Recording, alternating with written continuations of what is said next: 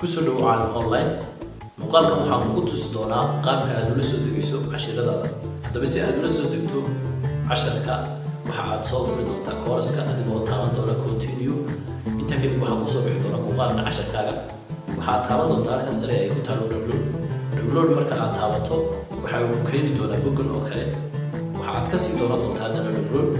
waxaad dooran doontaa quality-ga aad kula degayso oo mid hooseeya mise waa mid kaleer ah. haddaba quality-ga ugu fiican waa 540 kaas oo ugu barxin kara daatada ama internetkaaga muuqaalkiina si wacan kugu soo saaraya. marka kaasaad kula degaysaa. hadda waxaa si rasmiya telefonkaaga ugu dhacay casharkan adiga oo ka heli doono muuqaalkan folderka loo yaqaano downloadska. haddii muuqaalka kuu soo bixi waayo ama aad ka weydid halkaa telefonkaagu waxa uu baahan yahay video player wax loo yaqaano. waxaad tegi doontaa Play Store-ka waxaad la soo degi doontaa video player adigoo ku qori doona halkan sare video player-ka ugu fiican waa kan. kadib waxaa kuu soo baxaya install. waxaad taaban doontaa install. hadda waxaa si rasmi ah kugu dhacay video player-kii.